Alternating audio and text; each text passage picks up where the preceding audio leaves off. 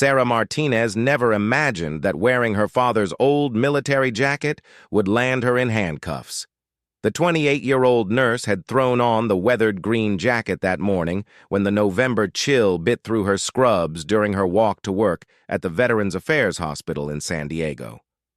The jacket, with its faded patches and worn fabric, had been hanging in her closet for 3 years, since her father's funeral. Detective James Morrison spotted her during his morning coffee run at the small cafe across from the VA hospital. His trained eye immediately zeroed in on the Navy SEAL trident pin gleaming on her jacket lapel. Something felt off about the young woman wearing it. She looked too young, too soft around the edges. In his 15 years investigating military fraud cases, Morrison had developed an instinct for spotting phonies. "Excuse me, miss?" Morrison approached Sarah as she waited in line for her usual coffee order. His badge gleamed under the fluorescent lights. "I couldn't help but notice your trident pin. Are you active duty?" Sarah looked down at the pin she had forgotten was even there. "Oh, this? No. It belonged to my father. I just grabbed his jacket this morning because it was cold." Morrison's suspicion deepened. The pin wasn't just any decorative piece.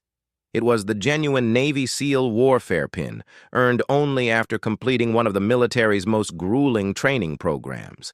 People didn't just inherit these pins casually. "Can I see some identification, please?" Morrison's tone grew more formal. "And do you have any documentation proving your right to wear that insignia?" Sarah fumbled for her wallet, confused by the sudden interrogation. "I'm sorry, I don't understand. It's just my dad's old jacket. I'm a nurse here at the VA." As Morrison examined her driver's license, other customers in the cafe began to stare. Sarah felt her cheeks burning with embarrassment. She had no idea that wearing military insignia without authorization was a federal crime under the Stolen Valor Act. "Ma'am, I'm going to need you to come with me," Morrison said, his hand moving to his handcuffs. "You're under arrest for violation of the Stolen Valor Act, specifically for wearing unauthorized military decorations." The cafe fell silent as Morrison read Sarah her rights. The other customers watched in shock as the young nurse, still in her blue scrubs, was led away in handcuffs. Her coffee order remained unclaimed on the counter. At the police station, Sarah sat in a sterile interrogation room, still wearing her father's jacket. She couldn't stop her hands from shaking as she tried to explain her situation to Morrison and his partner, Detective Lisa Chen. "My father was Carlos Martinez," Sarah said, her voice trembling. "He served in the Navy for 20 years. He died 3 years ago from cancer, complications from chemical exposure during his service. I live in his house now, and I just grabbed his jacket this morning." Morrison remained skeptical. "Do you have any proof of your father's service record? Any documentation that shows he earned this trident?" Sarah shook her head. "Most of his military stuff was destroyed in a house fire when I was in college. He never talked much about his service anyway. He said some things were better left in the past." Detective Chen leaned forward. "The Stolen Valor Act is serious business. People who fake military service, especially elite units like the SEALs, face heavy fines and potential jail time. We've seen too many cases of people trying to gain respect or benefits they didn't earn."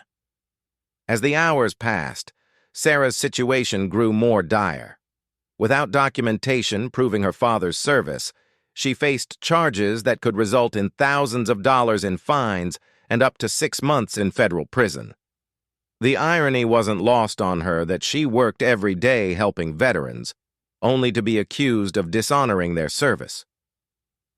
Morrison contacted the Navy Personnel Command to run Carlos Martinez's name through their databases, but the search came back with limited information. Many records from the era when Carlos would have served were incomplete or classified, especially for special operations personnel. By evening, local news stations had picked up the story. "Nurse arrested for stolen valor" scrolled across television screens throughout San Diego. Sarah's mugshot, still wearing her father's jacket, appeared on social media with hundreds of comments from angry veterans calling for justice. Sarah's public defender, Michael Torres, arrived at the jail that evening with little hope to offer.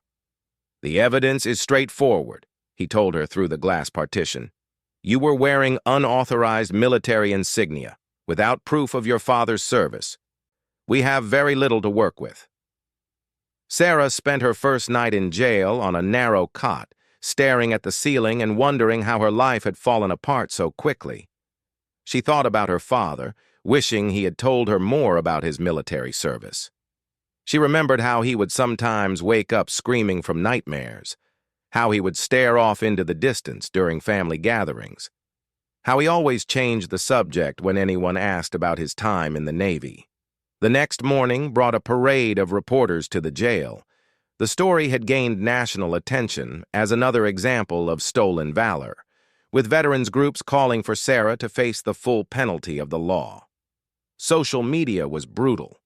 Thousands of comments from people who had never met her, calling her a fraud and a disgrace. Detective Morrison felt confident in his arrest. Another case closed, another stolen valor perpetrator caught. But something nagged at him as he reviewed the case file. Sarah's reaction had seemed genuinely confused rather than the defiant anger he usually saw from people caught faking military service. Her work history at the VA hospital showed years of dedicated service to veterans. It didn't fit the typical profile. Still, the law was the law. Without proof of Carlos Martinez's military service, specifically his SEAL qualification, Sarah would face the consequences of wearing insignia she had no right to wear. Morrison had seen too many cases where people claimed inherited military items to justify their stolen valor. Family stories could be fabricated as easily as fake service records. As Sarah's second day in custody began, she had no way of knowing that her case was about to take a dramatic turn. 3,000 miles away, in a Pentagon office overlooking the Potomac River, a Navy admiral was about to read a news report that would change everything. Admiral Robert Hayes was drinking his morning coffee when the news alert popped up on his tablet. The headline about a nurse arrested for stolen valor caught his attention, but it was the name Carlos Martinez that made him nearly choke on his drink. The accompanying photo showed a young woman in handcuffs, wearing a military jacket with a Navy SEAL trident clearly visible. Hayes set down his coffee with trembling hands. Carlos Martinez, a name he hadn't spoken aloud in 25 years, but one that haunted his dreams. Charlie, as everyone called him, had been more than just another SEAL in Hayes's unit. He had been the best operator Hayes had ever served with, and the man who had saved his life during a classified mission that officially never happened. The Admiral immediately pulled up the classified personnel database, his security clearance allowing access to files that few people in the military could see. There it was: Carlos Martinez, Chief Petty Officer, Navy SEAL Team 6, multiple deployments to classified locations, Purple Heart, Bronze Star with V device, Silver Star, and next to his name, a notation that made Hayes's blood run cold. Deceased, cancer, service-related. Hayes grabbed his secure phone and dialed the Pentagon's legal department. "This is Admiral Hayes. I need to speak with the JAG officer handling stolen valor cases immediately. We have a situation in San Diego that requires urgent attention." Meanwhile, in San Diego, Sarah's situation was deteriorating rapidly. Her story had gone viral on social media, with thousands of veterans expressing outrage at what they saw as another case of stolen valor. The hashtag #FakeSeal was trending nationally. Protesters had gathered outside the jail, some carrying signs reading "Honor Real Heroes" and "Prosecute Stolen Valor." Sarah's supervisor at the VA hospital, Dr. Patricia Williams, watched the news coverage with growing concern. She had worked with Sarah for 4 years and knew her dedication to veterans was genuine. Something about this case didn't feel right. Dr. Williams decided to visit some of the older veterans who had been patients at the hospital for years, hoping someone might remember Carlos Martinez. Her search led her to Frank Sullivan, an 82-year-old Vietnam veteran who spent most of his days in the hospital's recreation room, reading and playing chess with other patients. "Carlos Martinez?" Frank's eyes lit up with recognition. "Hell yes, I remember Charlie. Quiet guy, never talked about what he did in the Navy, but you could tell he was special ops. Had that look in his eyes, you know? Like he'd seen things the rest of us couldn't imagine." Frank continued, his voice growing more animated. "Charlie used to come here for treatment, lung problems from some kind of chemical exposure. Never complained, never wanted any special attention. But I could tell the man was hurting, both inside and outside. His daughter used to drive him to appointments sometimes. Sweet girl, looked just like the one they're showing on the news." Dr. Williams felt a surge of hope. "Do you remember anything else about his military service?" Frank lowered his voice and leaned closer. "Charlie saved my nephew's life in Afghanistan. My nephew Rick was a SEAL too, and he told me stories about Charlie Martinez that would curl your hair. Said Charlie was a legend in the teams, but that he'd been through hell on some mission that went sideways. Rick said Charlie never got the recognition he deserved because whatever happened was classified beyond belief." While Dr. Williams was gathering this information, Admiral Hayes was on a military transport plane from Washington, D.C. to San Diego. He had used his authority to immediately classify Sarah's case as a matter of national security, temporarily halting the civilian prosecution. His aide, Commander Jennifer Walsh, sat across from him, reading through the classified files Hayes had authorized her to see. "Sir," Commander Walsh said, looking up from the documents, "this Carlos Martinez was involved in Operation Silent Thunder, wasn't he?" Hayes nodded grimly. "The mission that never officially happened. Charlie saved my life and the lives of 12 other SEALs during that operation. If not for his actions, we would have lost the entire team." Commander Walsh read further. "It says here that Chief Martinez was exposed to unknown chemical agents during the mission. The report indicates potential long-term health consequences." "Charlie knew the risks," Hayes replied, staring out the airplane window. "We all did, but he went in anyway because it was the right thing to do. And now his daughter is being prosecuted for wearing his insignia he earned with his blood." Back in San Diego, Detective Morrison was facing pressure from his superiors to wrap up the case quickly. The media attention was intense, and the district attorney's office wanted a quick resolution to show they were tough on stolen valor cases. "The evidence is clear-cut," Morrison told his partner as they reviewed the file. "She was wearing unauthorized insignia. Her story about inheriting it from her father doesn't check out because we can't verify his service record." Detective Chen, however, was having doubts. "Something's bothering me about this case. I've been reading her employment records from the VA hospital. This woman has spent 4 years taking care of veterans. She's won employee awards for her compassion and dedication. Why would someone who clearly respects military service commit stolen valor?" Morrison shrugged. "Maybe she thought wearing the pin would give her credibility with the veterans she works with. People do crazy things for respect." As evening approached, Sarah sat in her jail cell, reading letters that had begun arriving from around the country. Most were hate mail from people calling her a disgrace, but a few offered support. One letter particularly moved her. It was from a Gold Star mother who had lost her son in Afghanistan. "Dear Sarah," the letter read, "I don't know if your story is true, but something in your eyes in that photo reminds me of my son after his deployments. If your father really was a SEAL, then he carried burdens that few people can understand. I'm praying for you." Sarah wiped away tears as she finished reading the letter. She thought about her father's nightmares, his sudden mood changes, the way he would disappear for hours without explanation. She had always attributed it to his cancer treatment, but now she wondered if there was something deeper. Her public defender visited again that evening with discouraging news. The prosecutor is offering a plea deal. Admit guilt, pay a fine, and serve 30 days in jail. It's better than the maximum sentence you could face at trial." Sarah shook her head.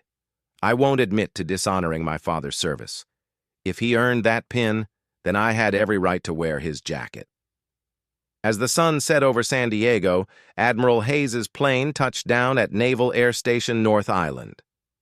He had made a decision that would risk his own career to set the record straight.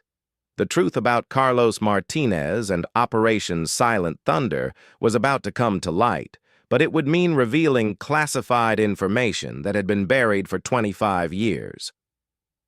The Admiral checked his secure phone and saw multiple messages from Pentagon officials questioning his decision to intervene in what appeared to be a simple stolen valor case. Hayes knew that by morning, he would have to choose between protecting state secrets and protecting the daughter of the man who had saved his life. Sarah spent another sleepless night in her cell, unaware that the next morning would bring revelations that would not only clear her name, but also finally give her father the recognition he had been denied for decades. The San Diego courthouse buzzed with activity as Admiral Hayes strode through the hallways, his dress blue uniform drawing stares from everyone he passed. News crews, having caught wind that a high-ranking Navy official was involved in the stolen valor case, scrambled to position their cameras. Sarah's arraignment was scheduled for 9 a.m., but Hayes had arrived an hour early to meet with the prosecutor and judge in chambers. Detective Morrison watched from across the courthouse lobby as the Admiral approached. Something about the man's bearing and the urgent way he moved told Morrison that this case was about to become much more complicated than a simple stolen valor prosecution. In the judge's chambers, Admiral Hayes sat across from Judge Rebecca Thompson and District Attorney Mark Stevens. The Admiral had brought a sealed folder marked with multiple classification stamps. "Your Honor," Hayes began, "what I'm about to tell you is classified at the highest levels of government. Chief Petty Officer Carlos Martinez was not just a Navy SEAL. He was a member of an elite unit that conducted operations that officially do not exist." Judge Thompson leaned forward. "Admiral, I understand you want to help this young woman, but we can't simply dismiss charges based on classified information that can't be verified." Hayes opened the sealed folder and placed several documents on the judge's desk. "These are Carlos Martinez's true service records, declassified as of this morning by direct order of the Secretary of the Navy. What the defendant's daughter is wearing isn't just any trident pin. It belonged to one of the most decorated SEALs in modern history." District Attorney Stevens examined the documents with growing amazement. The service records showed deployments to locations that were still classified, commendations that had never been made public, and a final mission designation, Operation Silent Thunder. "Chief Martinez saved the lives of 14 Navy SEALs, including myself, during a mission to extract intelligence assets from a hostile nation," Hayes continued, his voice growing thick with emotion. "He was exposed to chemical weapons during that operation, which ultimately led to the cancer that killed him 3 years ago." The Admiral pulled out a photograph from the folder, a group of SEALs in combat gear, standing in front of a helicopter. Hayes pointed to a young man in the center of the group. "That's Carlos Martinez, age 28, the same age his daughter is now." Judge Thompson studied the photograph, then looked at the Admiral. "Why wasn't his service properly documented in the public records?"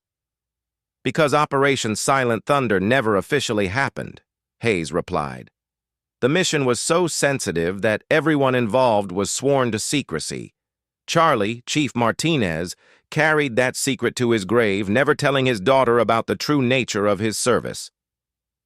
Meanwhile, in the courthouse hallway, Sarah sat with her public defender, unaware of the meeting taking place in the judge's chambers.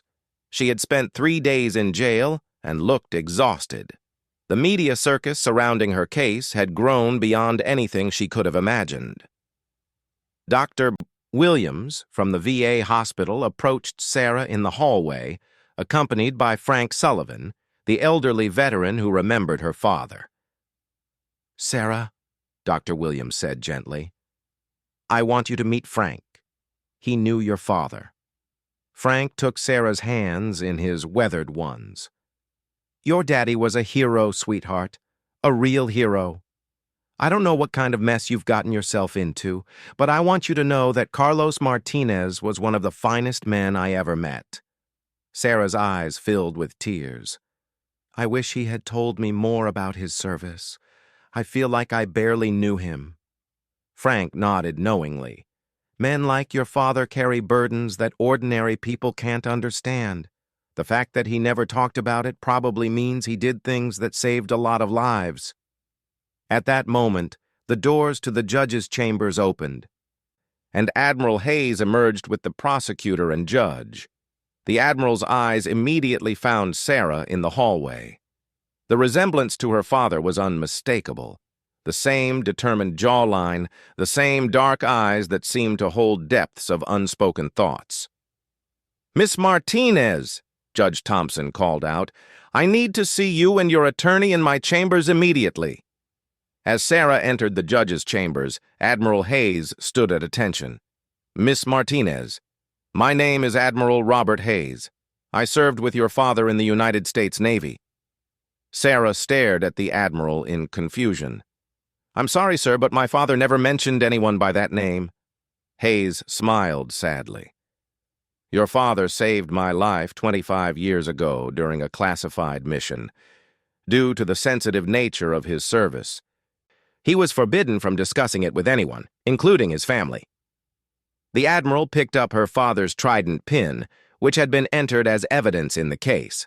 "This pin was personally awarded to your father by the Secretary of the Navy for extraordinary heroism.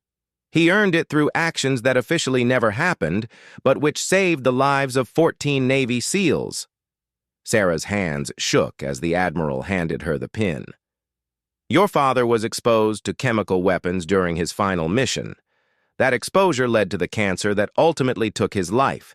He died a hero, Miss Martinez, and you had every right to wear this pin." Judge Thompson addressed the courtroom. "In light of new evidence provided by the Department of the Navy, all charges against Sarah Martinez are hereby dismissed.